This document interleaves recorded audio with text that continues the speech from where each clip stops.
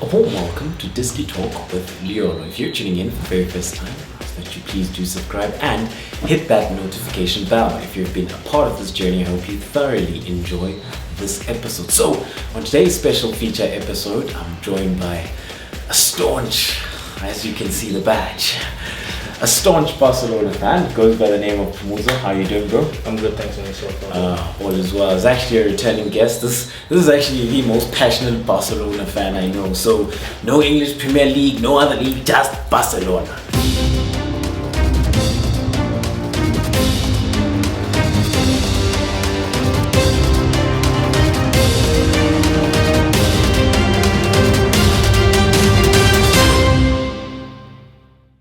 So, on today's episode, we discuss all things Barcelona and Xavi. So, let's get into it, bro. What do you make of the return of club legend Xavi as he's come back in the position of head coach as he looks then to obviously restore the success that Barcelona have missed in the past couple of years? I'm happy about it, I'm excited about it, but I'm also nervous. They say history repeats itself. Happened with Cruyff, a legend came back, happened with Pep, legend came back, and now Xavi. And he's former teammates even call him the third model of, this whole thing. But then again, life is not a story, So and Barcelona are in the pits right now. So Xavi is coming into a really difficult situation, and I would hate to, obviously nothing can tarnish his reputation at Barca, but I would hate for him to have a stain because of the situation he stepped into. Yeah, so very interesting then, with regards to him returning. But I'm happy to see him return, especially considering the fact that he actually was coaching, previously. So this is then, it's not like they've just given him the job just based on sentiment. Yes, it's on sentiment, but he's also, in a sense, yes, people might complain about the quality of the league, but he's had time to impose his game model and his philosophy and work with the squad as well, which is something I'm quite happy with, and with the couple of games that we have seen, there's a couple of positives, but one thing I'd like to ask then with regards to his philosophy and game model, what do you think that he brings then to this Barcelona side? He brings back our identity, Barcelona have always been a possession-based team, and Xavi's bringing that back, and not just possession with intent to do something. So Xavi brings that back. He was the captain in our most successful period when I don't want to say we were finding ourselves, but that was our most successful period. So he's lived it, and that's how he experiences football. That's what football is to him. So he brings that back, and you can see that's what he wants to impose, a possession-based football game where we even defend with the ball. That's what Barca used to do. We used to defend with the ball. We don't do this running around stuff. Yeah. So that's what he brings back to Barcelona, the culture. Yeah. And that's something that has been missing, because then we saw Barcelona trying out different systems, different things under Koeman, but happy to have him back because, he brings the traditional 4-3-3, with one sitting at the base, with two number 8s as well, And when you speak about it, then this is a man then who came through La Masia, So when we speak about La Masia, how important then is La Masia to Xavi's project going forward? I think that's the most important thing to his project right now, especially if you look into the fact that Barcelona are in a bad financial situation. So we can't even go out to buy players. And when we were most successful, we relied on La Masia. And I think La Masia is the best football academy in the world. It's the only academy that's won or a 6 title. So, and I think that La Masia is what will bring Xavi success. Even the players that he's playing, even a lot of the players that are playing right now are from the school of La Masia. So I hope it works out that way. Yeah, and speaking of the young players then, currently out injured, Pedri's out, Ansu Fati is also out.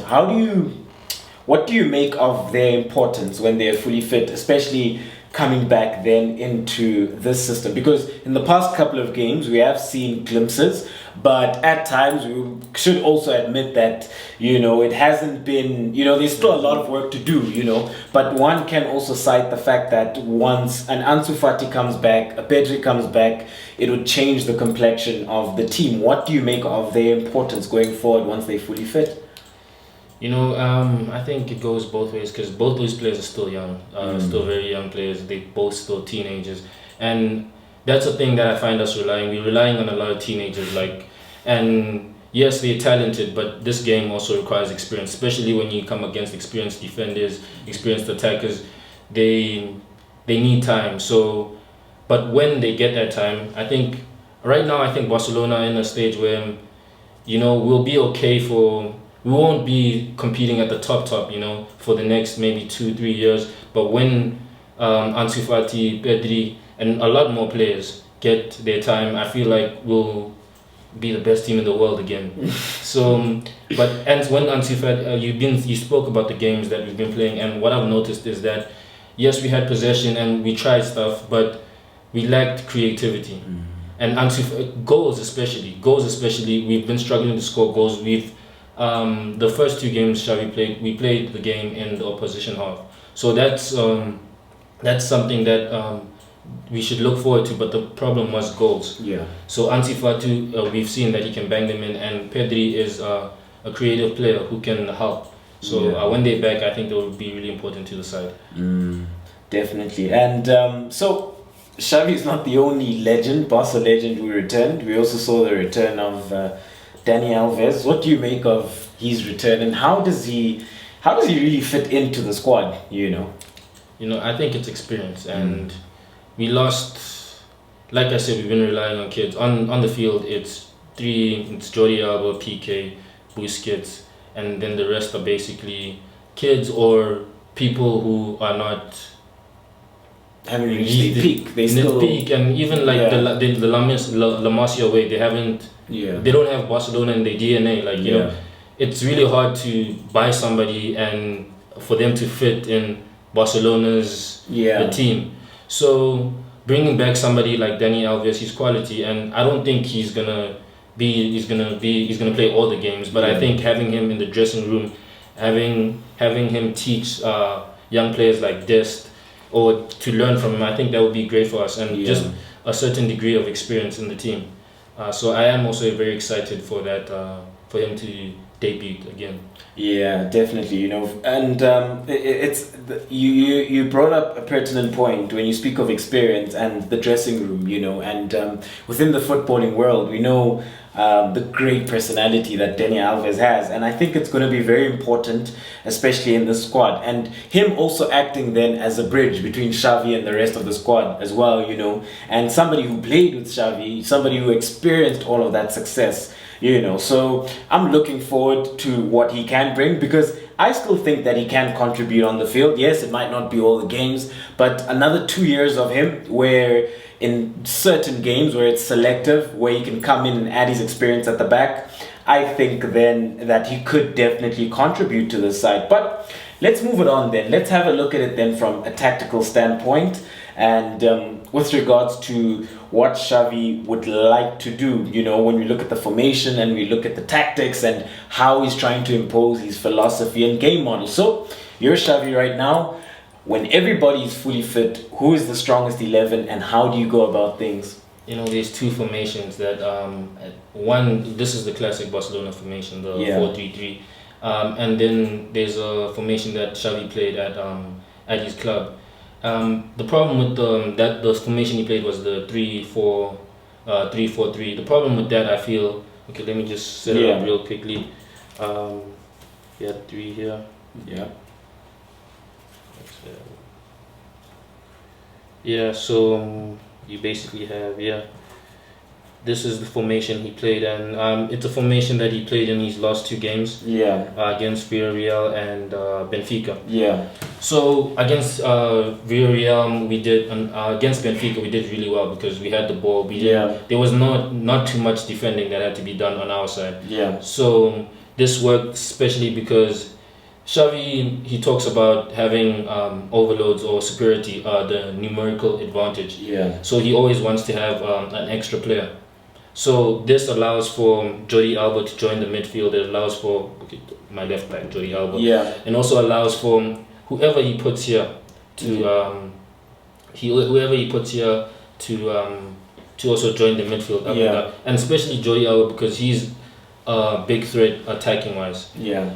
The problem with this formation though is when he played Villarreal, he put Abde, a youngster, over here, and and that showed that we were weak here. Yeah, with the defense, we were weak here. So that's the problem with this formation. But I guess selectively, he would select the games where we don't have to battle for possession. I think this would work. And in this setup, my strongest 11 would be PK in the middle, obviously to stake in goals. Yeah. PK in the middle. Yeah. I would put Araujo here. Yeah. And then I'll put what's his name? Eric Garcia. Yeah. Eric Garcia. Over here I would put Jordi Alba. Yeah. Then here would be it would be Sergio Busquets and Frankie de Jong, and Pedri can join this, when he's fit he can join this. Yeah. He can join what's happening over here. You see, this is the problem with the formation. The right wing back. The right wing back. But and I saw that he played Yusuf Demir, another midfielder as a right. Then that's the problem. Yeah. These Somebody guys who's not naturally a defender. Yeah. You see, so he would play, and I think what would happen is he would probably put Pedri here. Yeah. You see. I think when you have a look at the right wing back, I think a player would be suited as Dest. And I say that because offensively we know that he's good, but naturally he is a fullback. Yeah. So he'd be a lot more cognizant and aware of that pocket of space left in behind, and also then from a defensive perspective, whenever they do have to drop in, then it would sort of go to a 5. He'd have that awareness. But now when you play a midfielder there, most of the time they're ball watching. They're more focused on the ball as opposed to focused to what's happening in behind them. Another player, like we mentioned, Dani Alves for certain games as a right wing back. You see, I get that. I understand that as well. That's what I would do as well. I wanted to put Dest here, but if I put Dest here, there's no space for Pedri, and there's no space for Frankie de Jong. There's no space for the likes of. There's no space for the likes of what's his name, Sergio Busquets. I guess you could age Sergio Busquets out of the game and have Pedri and Frankie de Jong here, or you could put Pedri here, as part of the 3. But when you do that, you lose the wingers, and Xavi is big on wingers, especially the one-on-one. So that's my quarrels with the formation, but I feel it could work. Then up here would be Ousmane Dembele. Yeah. Up top, ideally, if it wasn't for what happened, it would be Aguero. Yeah. But right now we'd have Memphis Depay, and then on the left would have Ansu Fati. Yeah. That would be my strongest. Yeah, from this perspective. But let's have a look at it then from the traditional 4-3-3. You spoke of wingers and Xavi with the wingers, and if there's something I've realized with Xavi is that when we have a look then at the 4-3-3, is that traditionally he wants his wingers high and wide, and when we bring on the opposition defense, what this allows then is that it allows then Barcelona to pin back the opposition defense, which then in turn allows the players to move further up the pitch. So the nice thing here then is that you've got the 2 number 8s in this formation when everybody's fully fit. I'd go with Gavi on one side and Pedri on the other side, for example. Then you could have De Jong or Busquets, so it does quite bring the selection headache. But when Busquets is phased out, then you'd have De Jong at the base, you'd have Pedri playing in the right side of half space, you've got Gavi in the left side of half space. So with these wing backs then is that it allows then Barcelona to pin back the opposition, and it allows then the 2 number 8s to move further up in the half spaces. And then what this then also allows Barcelona to do is that it gets the wingers one-on-one, and if the fullback decides to not stay, but he decides to stay in a position which is tucked in, he can always receive the ball feet and he can go one-on-one. If the fullback is too tight, you can always slip a ball in, the run is made in behind. And also then, what I like about it is that normally if play is on one side, what Barcelona then tend to do at certain phases of play is overload to isolate. So they'd overload the one side and they're looking to isolate the players play on the right wing. So it could be Demir, it could be Ansu, Fati, it could be Dembele. But in this case, it would be most likely Dembele because Fati would start off the left hand side. So in this case, where they look to overload and then switch. Once they switch, then there's obviously all that space for a one-on-one. You can go on the outside, you can deliver a cross, you can look to cut in.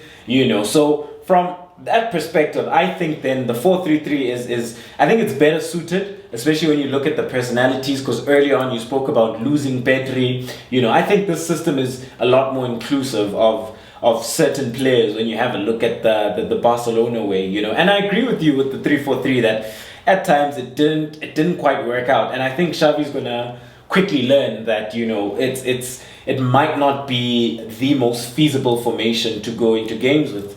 Yeah, I agree.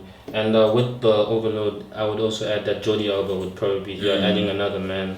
Creating. Yeah, because then in this situation, then you're looking at Gavi, obviously coming a lot closer, Ansu Fati, and then you're looking at him, you're looking at Alba looking to go on the overlap. So a lot of the times I think that's what you'd see. Obviously you want Ansu Fati as close as possible to the box because he is a goal scorer. So in that sense, I think if once they get all their players back and they fully fit, I think we can see a lot more final third penetration, which is something that you weren't too happy about. And I think we'll see a lot more goals as well, because what I like about this then is that what happens then in such cases is if you've got Memphis there, for example, if Memphis decides to come out and the centre back follows him, there's always space in behind for Pedri to make the run, So there's so many things then that Xavi could do with this side I'm looking forward to what he can do.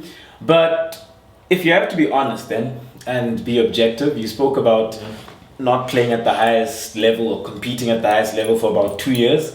What do you make of the rest of the season in La Liga? And we'll start with the La Liga, then we'll go to UEFA Champions League. La Liga. You see, in a perfect world, I would say perfect world in the sense players don't get injured. Like Ansu Fati, he had a big injury, he's come back, and he's been on and off right now because of injury. So with Ansu Fati and Dembele, if they stay fit and Pedri coming back next year, if they stay fit, I think we can still dream of the La Liga title. Yeah. But that would be a dream, but realistically, obviously top four, third, we would be happy with it this season, only this season, never again.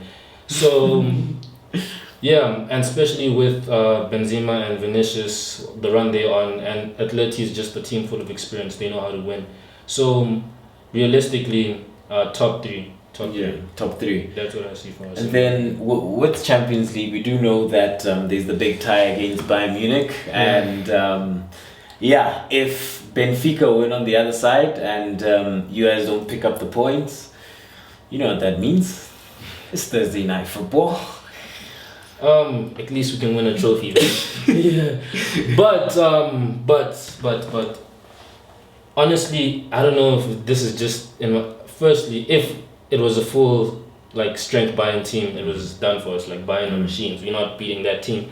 But because they have qualified to the next round, I believe that we might be versing a B-side Bayern, and we are extremely motivated because Barcelona is a Champions League team. Yeah. So and Bayern beat you guys 8. Yeah. This is a new Barcelona. Yeah. So Barcelona is a Champions League team. So, I believe in science. Yeah. Against Benfica, last minute, the guy was basically facing the pole and he misses that. Yeah. That was telling me that we're making it to the next round. Yeah. So I do see us making it to the next round somehow, some way. we're gonna make it out the group stage. Yeah.